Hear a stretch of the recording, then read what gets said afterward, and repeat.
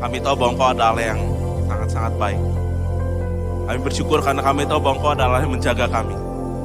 Engkau adalah Allah yang menopang kami. Engkau adalah Allah yang mengangkat kami ketika kami jatuh. Engkau adalah Allah yang menghibur kami. Engkau adalah Allah yang berikan kepada kami sukacita. Kami bersyukur karena kami tahu bahwa kami punya Tuhan yang luar biasa. Kami punya Tuhan yang mengubah kami. Kami punya Tuhan yang membentuk kami untuk menjadi lebih baik dari kami sebelumnya. Kami terkagum akan kebaikan Tuhan dalam kehidupan kami. Dan kami bersyukur karena kami punya Tuhan yang setia. Bapak Surgawi, kami ingin belajar firman Tuhan karena kami ingin mengenal Tuhan. Kami ingin berjalan bersama-sama dengan Tuhan di dalam kehidupan kami. Oleh karena itu, setiap firman Tuhan yang ditaburkan pada pagi hari ini, kami percaya Tuhan, Engkau Allah akan bekerja dalam kehidupan kami. Dan mengubahkan kami melalui firman. Oleh karena itu, kami sambut firman-Mu. Dalam nama Tuhan Yesus kami sudah berdoa. Amin. Amin. Baik, silakan duduk saudara.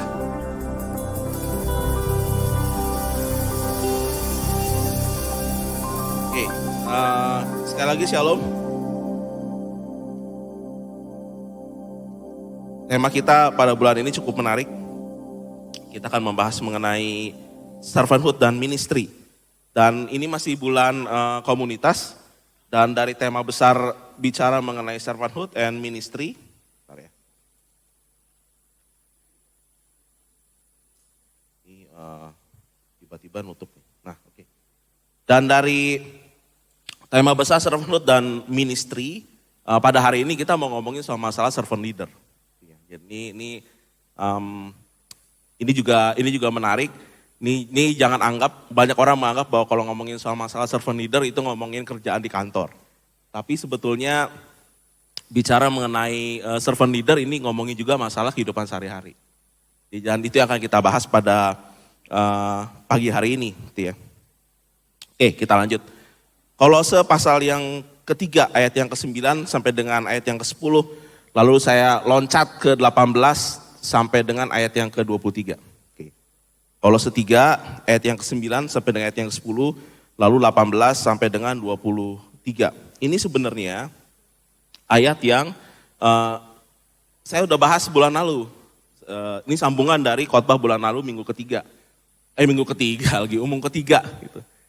Dan ini saya nggak tahu ada di YouTube apa enggak ya. Jadi mungkin Bapak Ibu bisa cari, saudara bisa cari, bisa lihat.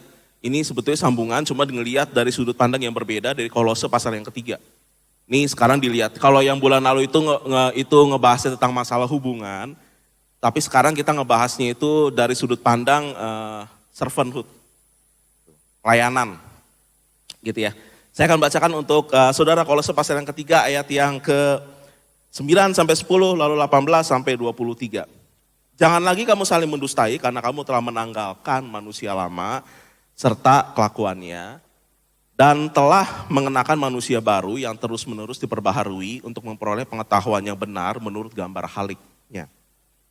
Hai istri-istri, tunduklah kepada suamimu sebagaimana seharusnya di dalam Tuhan.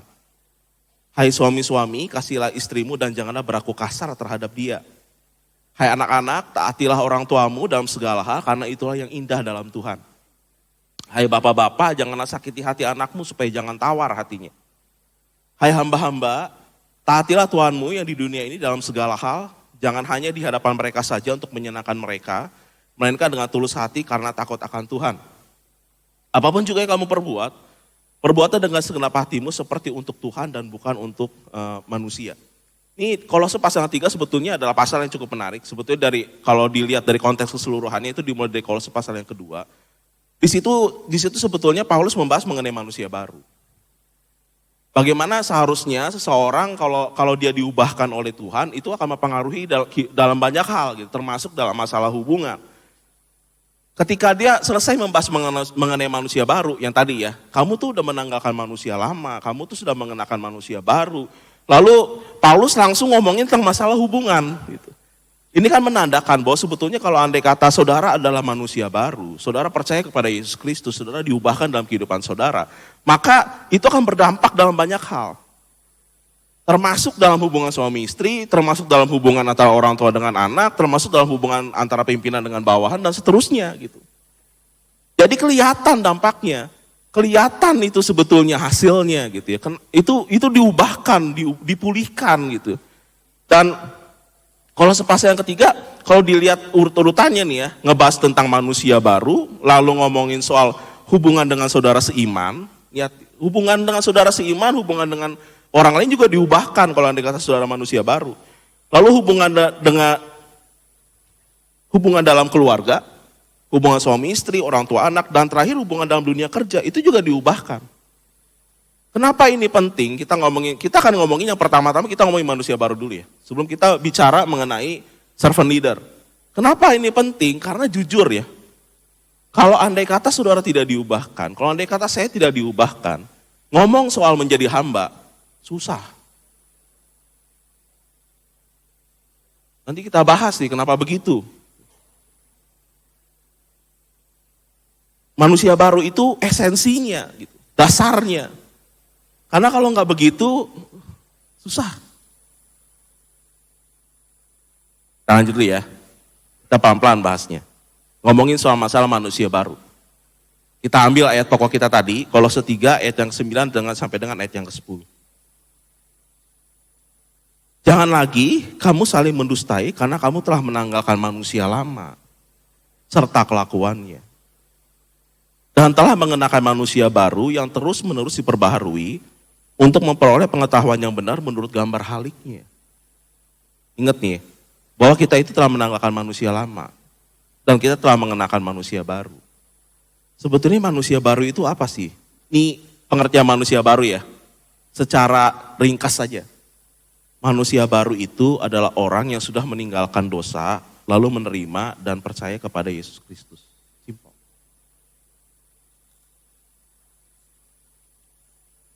Orang yang sudah meninggalkan dosa, menerima dan percaya kepada Yesus Kristus itu adalah manusia baru. Hidupan manusia lama beda dengan manusia baru. Manusia yang lama yang penuh dengan dosa nggak bisa tinggal bareng dengan manusia baru. Karena manusia baru itu adalah miliknya Tuhan. Dan percaya deh, ketika saudara menerima Yesus Kristus, ada sesuatu yang diubahkan dalam kehidupan saudara. Ini untuk menjelaskan lebih lagi nih. Saya ada satu kesaksian yang diambil dari channelnya Yes He Is. Ini mungkin bisa menerangkan lebih baik tentang apa sih sebetulnya manusia baru. Saya minta tolong diputar dari multimedia, ada video yang sudah saya. Saya pemakai narkoba dari tahun 98 sampai 2014 tuh, itu udah luar biasa tuh. Udah hampir setiap hari pakai. Hidup juga udah gak ada artinya menurut saya. Ego yang ada, gak pernah mikirin orang. Keluarga yang penting udah saya cukupin, ya udah. Gak ada rasa sayang, gak ada. Itulah, narkoba ini membuat saya punya hidup sendiri, dunia sendiri. Awalnya saya lagi polisi datang, saya tahu, saya lihat CCTV. Saya nggak ada rasa takut di situ. Si polisi nanya, lu tunjukin barangnya mana, lu gua bebasin. Akhirnya saya tunjukin barangnya, tetap aja diproses. Nggak make sense banget. Ya itu mah udah jalannya Tuhan lah sepertinya ya. Berbagai macam upaya, usaha kita lakukan supaya mendapatkan hukuman yang seringan mungkin. Praknya putusan di 5 tahun, 1 bulan. Pas lagi mau saya ditransfer ke rutan, wah tegang juga nih saya dengar. Ada si pelapor sudah ada di rutan. Pas waktu datang, wah saya ngeliat si pelapor ini dan bawa teman-temannya dia. Seolah-olah kayak yang mau mukulin saya gitu. Tapi di saat saya bersamaan juga ada teman saya lagi yang baru saya kenal di saat itu. Dia datang malah menghampiri saya, nggak usah takut. Udah, kamu merangkul saya, anggap aja kita udah kenal lama nih. Biar mereka lihat kalau kamu teman saya. Kenal juga enggak, tapi setidaknya saya di situ udah ada yang protek gitu. Abang saya ini yang saya baru kenal lagi pertama saya masuk, saya dikunjung hampir tiap hari lagi tuh, dekat sama kita seolah-olah kayak bodyguard saya. Padahal saya nggak minta gitu, nggak mengharapkan. Jadi ini orang kok mau protek saya dengan begini banyak caranya luar biasa. Dia dihukum 14 tahun. Saya melihat dari dirinya ini nih luar biasa, dia menjalani hari lepas hari nyantai. Happy, kayak nggak ada beban gitu. Nggak pernah ada stres, senyum terus, nggak pernah marah ini. Saya mulai ada tanda tanya, kok ini orang bisa gitu. Saat itu saya sempat nanya, "Bang, apa sih Bang rahasianya Bang yang bikin Abang bisa menjalani hukuman seberat ini dengan seringan-ringannya?" Dia menunjukkan saya sebuah Alkitab, ini baca firman berat. Saya cuma masih responnya, "Oh oke." Ya itu emang perlu proses, di situ saya masih ada pergumulan kan, fight terus. Ya daging belum bisa terima lah, 5 tahun siapa sih yang bisa terima? Wah, 5 tahun. Karena saya ngerasa di penjara udah gak bisa kemana-mana nih, ke kanan, ke kiri, depan, belakang udah mentok, saya cuma bisa berharap satu sama ke atas. Itu seperti teman saya bilang itu, baca firman. Saya mulai buka hati, saya mulai baca. Contohnya di 1 Korintus 10 ayat 13 yaitu pencobaan-pencobaan yang kita alami adalah pencobaan-pencobaan biasa yang tidak melebihi batas kemampuan manusia. Tuhan menyediakan jalan keluar. Itu salah satu ayat yang menguatkan saya. Di saat itulah saya bisa mulai mengenal Yesus. Parah banget. Kalau saya flashback, oh ya, masih untung saya ditangkap Tuhan. Kalau enggak, saya nggak tahu di hidup saya mau end up kayak gimana, ya luar biasa. Tuhan itu makanya. Saya sangat bersyukur Tuhan proses saya. Emang caranya harus seperti ini. Sekalipun di tempat yang paling hina menurut mata dunia, di penjara, saya tetap sukacita buat saya bisa bertemu dengan Yesus. Puji Tuhan. Selama Ferry di dalam itu keluarga yang kacau balau lah. Saya dapat masalah besar yang saya nggak berani ngomong ke Ferry. Di saat Ferry pulang, buat saya tuh saya memberikan musibah loh ke suami saya gitu, karena di saat itu saya menyediakan utang buat Ferry, buat suami saya gitu kan. Nah, tapi yang saya terharu yang ngedengarnya gitu kan, maksudnya ini luar biasa loh Ferry. Di saat dikasih masalah seperti ini, dia hanya bilang, "Gak apa-apa, Tuhan cukupi kok." Gitu. Saya yakin kalau ini Ferry yang dulu udah bukan dimaafin lagi, kayaknya udah cerai, lu udah cerai deh, lu nggak pantas jadi istri gua gitu. Itu Ferry dulu mungkin ya, tapi yang sekarang dia bilang, "Udah, kamu sabar, ayo kita bareng-bareng berdoa, ayo kamu harus percaya kamu sama Tuhan, kalau Tuhan pasti akan menyelesaikan semua itu. Tapi saya minta sama kamu," dia bilang gitu, "buka hati kamu buat Tuhan." Dia sih percaya ada ayat yang bilang 1 orang bertobat dalam seluruh keluarga diselamatkan. Ini nyata buat saya, ini nyata yang paling kita banggakan sekarang. Pribadi Dwi yang ngerasa sekarang saya punya imam loh di keluarga. Karena yang dulu nggak pernah mengenalkan apapun kebaikan di dalam hidup kita gitu ya, sekarang wow gitu. Saya punya seorang imam yang bisa ngebimbing kita, terus mengatur semuanya tuh dengan penuh kasih kalau sekarang gitu kan. Yang kalau dulu kan marah-marah, nggak sekarang kita udah jadi keluarga yang lebih baik. Gitu.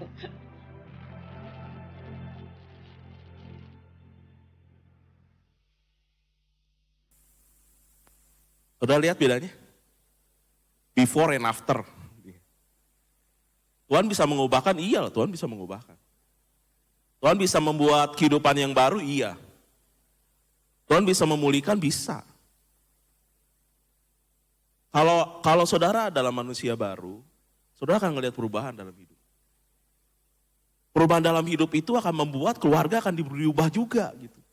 Hubungan suami istri diubah juga, hubungan orang tua anak diubah juga, hubungan dengan teman diubah juga. Hubungan dalam bisnis berubah juga. Itu manusia baru. Yang tadinya egois, nggak mengasihi, jadi mengasihi.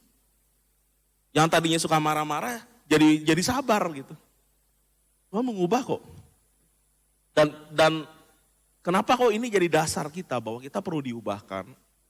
Kalau ngomongin soal masalah servanthood, kalau ngomongin soal masalah servant leader, kalau ngomongin soal masalah untuk menjadi hamba, karena begini, ini bagian yang kedua nih. Servant leader itu servant first. Pemimpin itu bermula dari seorang hamba. Kalau ngomongin soal masalah servant leader. Jelasin nih, saya lanjut ya. Sebelum kita bahas lebih lanjut nih, ngomongin masalah servant leader is servant first. Kita ngomongin dulu masalah kepemimpinan itu apa. Nih kayaknya bukan buat saya gitu. Karena saya kayaknya nggak punya anak buah gitu. Makin banyak orang bilang kayak begitu gitu. Saya juga ini bukan masalah ini bukan orang kantoran, tapi saya orang rumah. Tapi sebetulnya kalau ngomongin masalah kepemimpinan, di mana ada hubungan tidak setara, di situ ada unsur kepemimpinan. Ini berarti nggak cuma ngomongin soal masalah kantor, tapi ini juga ngomongin soal masalah hubungan orang tua dengan anak.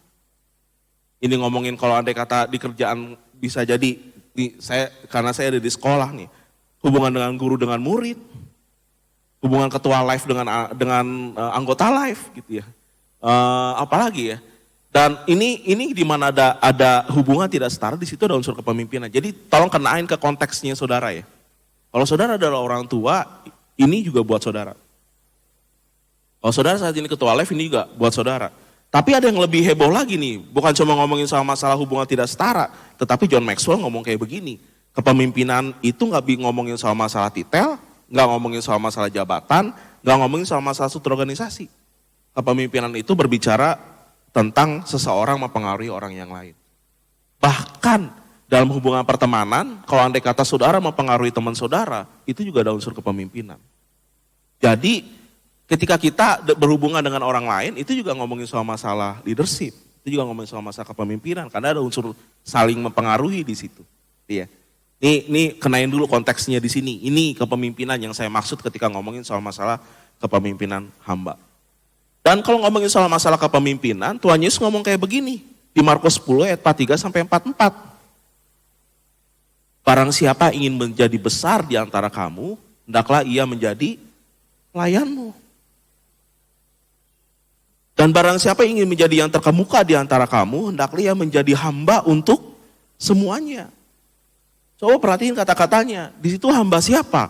Untuk semua, nggak bisa pilih-pilih. Pemimpin itu hamba untuk semua, nggak terkecuali. Jujur ya, kenapa kok kita start ngomongin soal masalah servanthood, kita ngomongin masalah pelayanan, kita startnya mulai dari manusia baru. Karena apa yang diomongin sama Tuhan Yesus di sini, kayaknya kalau andai kata kita nggak diubahkan dulu dari pribadinya kita, susah buat dijalanin. Karena kalau menjadi pelayan, ini bukan lagi ngomongin soal masalah apa-apa nih ya. Tapi kalau andai kata kita diminta untuk menjadi hamba, kalau andai kata kita diminta untuk menjadi pelayan, ini lagi ngomongin soal masalah ngelepasin ego.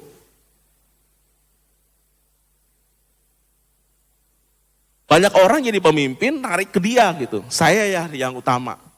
Saya mesti dapat benefit dari kepemimpinan saya, dari orang-orang yang ada di bawah saya. Ini entah dimanapun posisi saudara ya.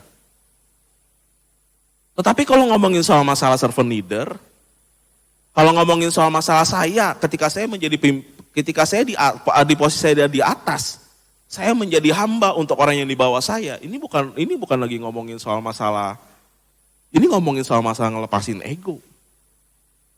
Dan kalau andai kata kita nggak diubahkan, susah tuh yang namanya ngelepasin ego. Itulah kenapa kita butuh diubahkan dulu sama Tuhan. Kita butuh Roh Kudus yang bekerja, berkarya dalam kehidupan kita. Karena kalau enggak, repot.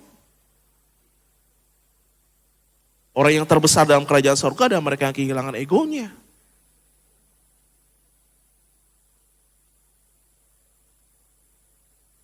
Ego.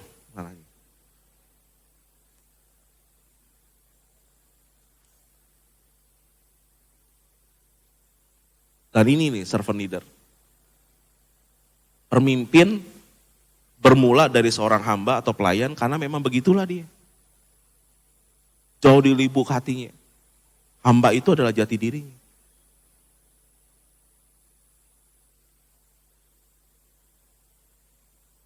Melayani itu natural harusnya. Melayani itu natural karena begitulah orangnya.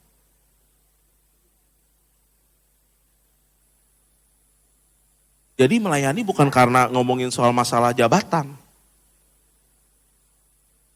Jabatan itu adalah sesuatu yang diberikan. Jabatan itu bisa diambil. Tapi natur asli seorang pemimpin itu adalah hamba. Sifat ini nggak bisa dianugerahkan, nggak bisa diambil. Karena itu jati dirinya. Kalau andai kata ada seseorang yang melayani ketika dia menjabat. Cuma ketika dia menjabat, itu pencitraan. Bukan kepemimpinan hamba. Seorang kepemimpinan hamba itu melayani karena pada dasarnya dia adalah hamba. Itu jati dirinya dia gitu. Saya adalah seorang hamba. Nggak peduli ada jabatan, nggak peduli nggak ada jabatan, nggak masalah kok. Karena dia akan tetap melayani. Karena servant leader itu bicara tentang jati diri. Ya ketua live melayani ya, bukan karena semata-mata jabatan saya ketua live. Baru saya kontak anak-anak ini saya, live saya dan segala macam. Enggak ada itu pun saya akan tetap peduli gitu. Ini karena bulan komunitas nih, jadi mohon maaf ya agak nyindir ke situ.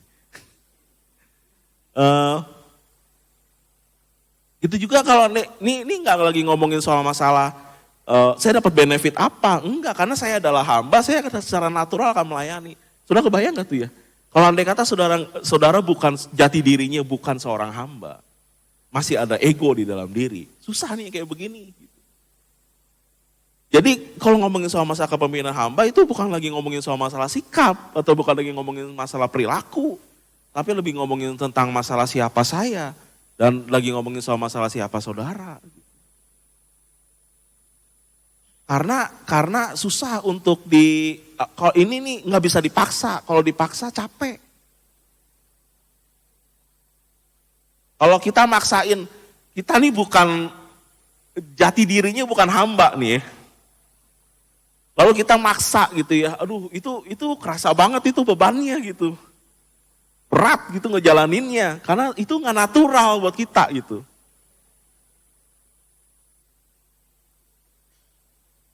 Lepasin ego dulu, egonya mesti lepas dulu ketika kita melayani ya, karena kita tahu kok siapa saya. Saya adalah seorang hamba. Dan ini kalau lagi ngomongin soal masalah servant leader itu bicara mengenai masalah siapa saya. Bukan apa yang harus saya lakukan.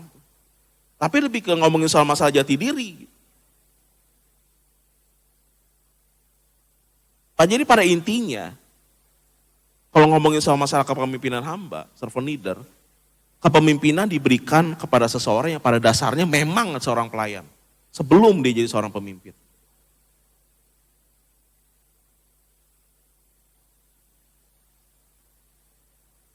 Oh, ini pelajaran leadership. Karena jati dirinya itu adalah seorang pelayan. Dia melayani benar-benar dulu gitu. Jadi kepemimpinan itu justru diberikan kepada orang yang memang pada awalnya adalah seorang hamba. Jadi servant first. Kepemimpinan hamba itu definisi simpel sih sebenarnya. Kepemimpinan yang diberikan kepada seseorang yang pada dasarnya adalah seorang pelayan.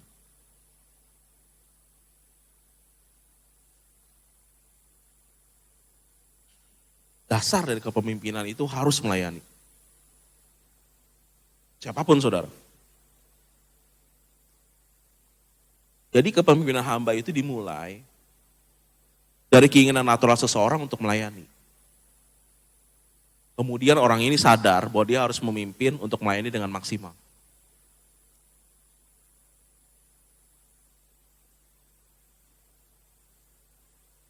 Servant leader.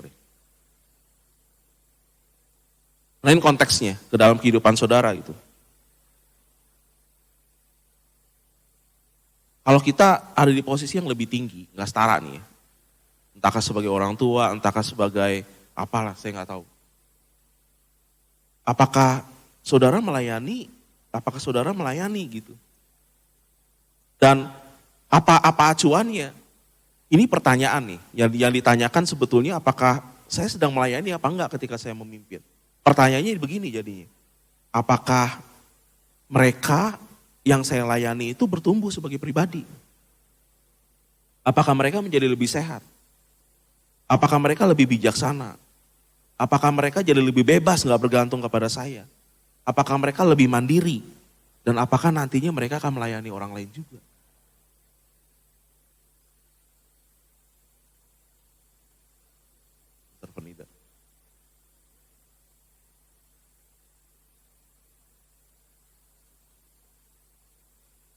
Kenapa kok ini penting? Kenapa kita mesti ngambil sikapnya sebagai seorang hamba? Walaupun kita di posisi yang lebih tinggi. Kenapa ini penting? Bagian yang ketiga. Ini murni teori ya, ini teori kepemimpinan.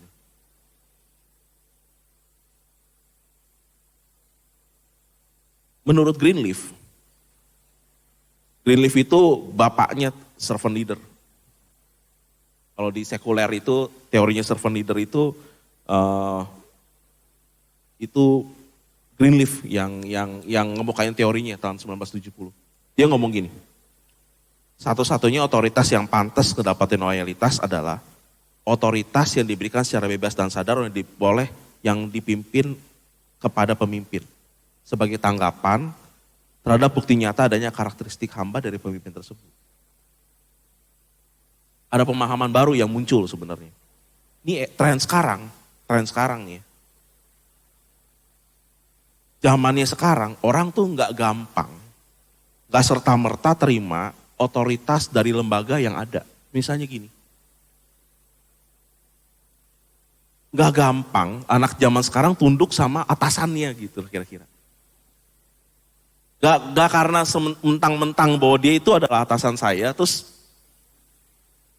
saya tunduk dengan sukarela gitu kira-kira. Ini trennya memang begitu gitu sekarang. Jadi nggak gampang-gampang gitu. Jadi respect itu nggak bisa dipaksa. Saudara nggak bisa maksa respect gitu kepada orang yang ada di bawah saudara gitu. Nggak bisa tuh. Penundukan diri itu juga nggak bisa dipakai dengan tekanan gitu. Kita nggak bisa ngomong, karena lu ini mesti tunduk gitu, nggak susah tuh. Rasa hormat itu penundukan diri itu harus diraih. Gitu. Mesti ditunjukin bahwa saya memang pantas kalau saudara pemimpin. Saya memang pantas untuk mendapatkan respect itu. Gitu. Saya memang pantas untuk mendapatkan penghormatan itu. Gitu.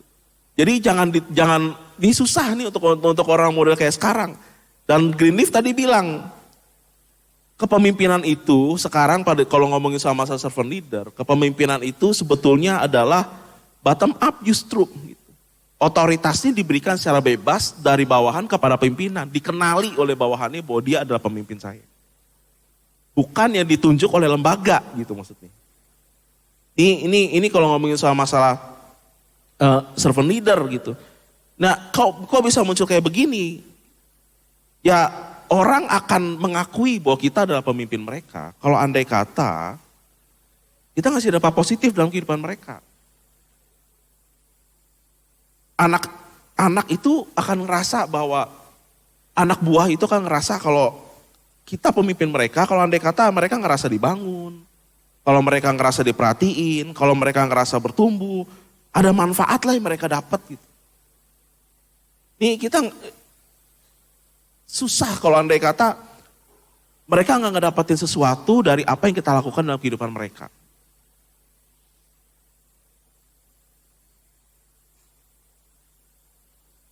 Jadi dia bisa diomongin kayak begini, pengikut akan merespon hanya kepada individu yang dipilih sebagai pemimpin, karena pemimpin tersebut telah terbukti dan terpercaya sebagai seorang hamba atau pelayan.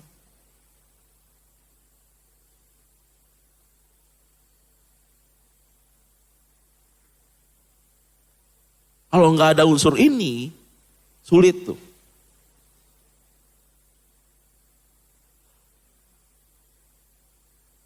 Kalau tren ini bertahan, satu-satunya institusi yang benar-benar bertahan adalah institusi yang dipimpin oleh mereka yang berjuang. Kalau kita mau supaya keluarga kita adalah keluarga yang diberkati, kalau kita mau life kita adalah life yang diberkati, kalau kita mau hubungan persahabatan kita adalah persahabatan yang diberkati, apa yang kita lakukan itu mesti ngasih dampak sama mereka. Mereka mesti ngerasa bahwa mereka sedang dibangun, mereka mesti ngerasa bahwa mereka itu sedang dibentuk, mereka mesti ngerasa bahwa mereka itu sedang mendapatkan sesuatu yang baru gitu. Karena begini, orang akan bertanya, jadi kalau dia dari sudut pandang bawahan nih, orang akan bertanya, kalau saya ikut kamu,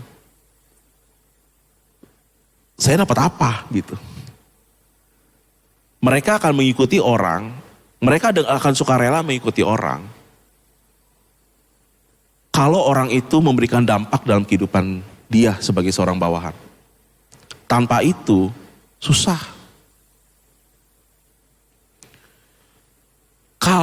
Kalau andai kata pemimpin pakai tangan besi untuk memimpin, orang mengikuti dengan sukarela.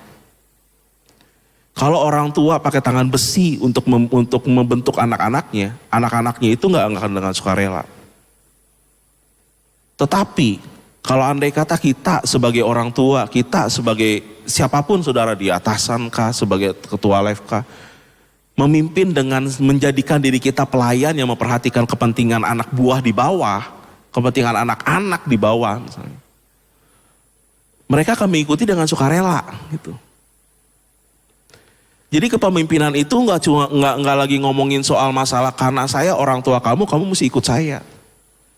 Tapi respect dari anak itu kita mesti tunjukin bahwa saya memang pantas untuk mendapatkan respect kamu. Caranya gimana? Bukan dengan tangan besi, tapi caranya adalah dengan memberi manfaat kehidupan orang itu, anak itu. Kepemimpinan itu diberikan dari bawahan ke atasan, itu teorinya, servant leader tuh. Apakah sulit? Nggak gampang. Karena ketika memperhatikan kepentingan orang lain, kita itu meninggalkan kepentingan kita. Maka ini ya, kepemimpinan itu ngomongin soal masalah kehilangan ego. Semakin tinggi saudara, semakin kehilangan ego harusnya. Karena semakin tinggi jabatan saudara, semakin tinggi saudara naik ke atas, kehidupan itu bukan lagi tentang saudara sendiri, bukan lagi tentang saya, tapi tentang orang-orang yang ada di bawah kita. Kita kehilangan kepentingan diri sendiri semakin tinggi posisinya kita. Kita mesti ngelepasin ego tuh. Ngelepasin ego. Ngelepasin ego itu butuh Tuhan. Kalau saudara datang ke gereja, kalau saudara datang ke gereja, ego saudara bertambah, kayaknya ada yang salah tuh. Jangan-jangan saudara lagi ngelayani diri saudara sendiri ketika saudara datang ke gereja. Karena kalau andai kata kita datang ke gereja, ego bertambah, seharusnya kalau kita ketemu dengan Tuhan, ego itu turun, bukan naik. Tapi kalau andai kata saudara datang, ego saudara nambah, kayaknya saudara lagi bukan melayani Tuhan. Saudara lagi ngelayani diri saudara sendiri. Saudara lagi datang kemari, saya lagi datang kemari, untuk memenuhi kebutuhan saya sendiri, bukan lagi worshiping God, bukan lagi menyembah Tuhan, bukan. Menyembah Tuhan itu akan mengakibatkan kita kehilangan ego. Kehilangan ego akan membuat kita bisa melayani. Dan ketika kita melayani, orang yang kita layani itu akan mendapatkan berkat. Dan mereka dengan sukarela akan mengikuti kepemimpinannya kita. Ini ngomongin kepemimpinan hamba. Bukan dengan tangan besi, tapi dengan melayani. Ya, nggak apa saudara ya. Mari saya undang saudara untuk bangkit berdiri.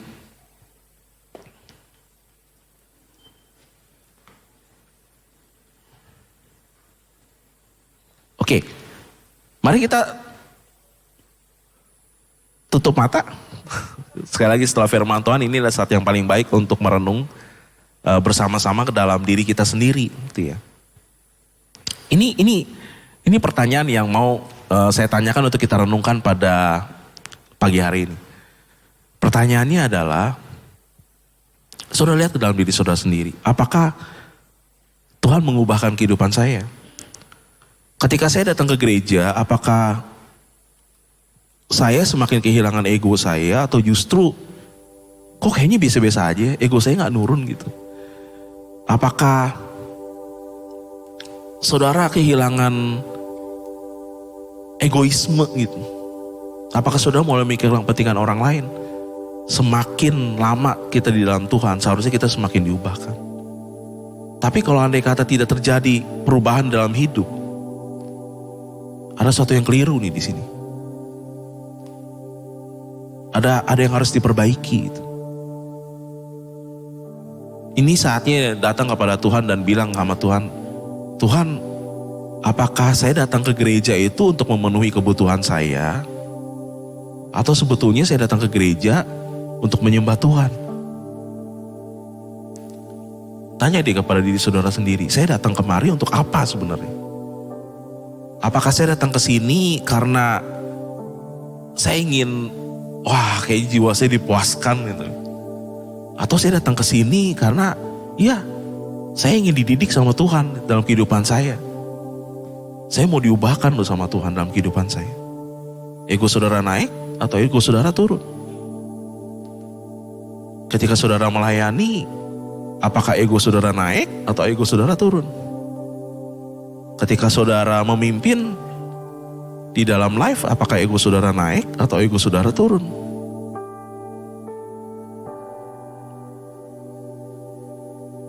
Kalau ego saudara naik, jangan-jangan kita sedang melayani diri kita sendiri. Kita sedang ngelayanin, ya karena saya melayani karena saya pengen dapat pujian gitu. Dan saya dapetin itu, saya merasa puas. Saya datang ke gereja karena saya pengen ngedenger musik yang bagus gitu. Saya datang ke gereja karena saya pengen ngedenger, saya pengen dipuasin lah. Jangan-jangan kita lagi melayani diri kita sendiri. Gak heran kalau begitu. Gak heran kalau andai kata, kalau kita masih punya ego dalam kehidupan kita, gak heran kalau keluarga kok gak ada yang diubahkan nih. Gak ada perubahan dalam keluarga, gak ada perubahan dalam hubungan suami istri, gak ada perubahan dalam hubungan pertemanan, gak ada perubahan dalam bisnis, karena jati diri kita gak diubahkan sih. Kita bukan hamba. Kita masih manusia lama. Oleh karena itu, coba cek deh. Kalau nggak ada yang berubah dalam hidup kita, apakah ego saya masih tinggi? Apakah saya nggak berserah sama Tuhan untuk Tuhan membentuk saya? Kalau nggak ada perubahan dalam hidup kita, ada yang salah. Oleh karena itu pada saat ini, mari kita bersama-sama merenung gitu. Bersama-sama ngelihat ke dalam diri kita sendiri. Dan kalau ada kata ada yang salah, ini saat yang paling baik untuk koreksi. Untuk datang kepada Tuhan, bilang sama Tuhan, Tuhan, iya ada yang salah. Tapi saya gak mau yang salah ini terus-terusan jadi salah. Saya mau diubahkan. Saya mau ngelihat perubahan dalam hidup saya. Karena saya mau ngelihat ada perubahan dalam keluarga saya. Karena saya mau ngelihat ada perubahan dalam bisnis saya. Karena saya mau ngelihat ada perubahan di dalam hubungan saya dengan anak. Saya mau lihat ada perubahan hubungan saya dengan orang tua. Saya mau ngelihat ada perubahan dalam hubungan pertemanan saya. Tuhan, saya mau ngelihat hidup saya diubahkan. Itu dimulai ketika kita datang kepada Tuhan.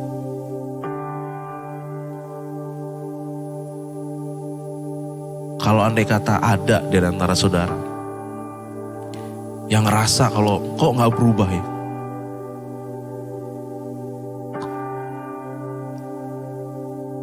Dan saudara gak yakin, saudara datang ke gereja, saudara datang ke tempat ini,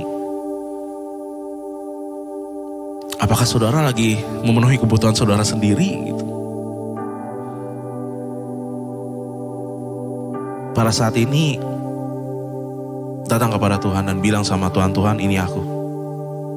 Aku mau berubah, aku mau diubahkan. Berdoalah kepada Tuhan. Bilang sama Tuhan, Tuhan saya butuh Engkau dalam hidup saya. Saya butuh Engkau untuk mengubahkan kehidupan saya. Saya butuh Engkau Tuhan di dalam hubungan saya. Saya butuh Engkau Tuhan di dalam hubungan suami istri, di dalam hubungan dengan pasangan saya. Saya butuh Engkau Tuhan dalam hubungan dengan anak saya. Saya butuh Engkau Tuhan di dalam hubungan di dalam kantor saya. Saya butuh Engkau Tuhan di dalam hubungan dengan bisnis saya, dengan partner bisnis saya. Saya butuh Engkau Tuhan dalam hubungan dengan persahabatan saya. Saya butuh Engkau untuk mengubahkan saya untuk melepaskan ego di dalam diri saya. Kalau ini adalah permohonan saudara, angkat tangan saudara. Ini bukan tentang orang lain, ini tentang kehidupan kita pribadi. Tentang kehidupan kita pribadi. Kalau kita mau Tuhan mengoreksi kehidupan kita, angkat tangan saudara. Bapak Surgawi, engkau lihat tangan-tangan yang terangkat, engkau lihat Tuhan bahwa mereka membutuhkan engkau. Mereka mau engkau berkarya dalam kehidupan mereka. Mereka pengen banget ngelihat kehidupan itu diubahkan. Dalam setiap aspek kehidupan. Dan mereka rindu, mereka dibentuk. Mereka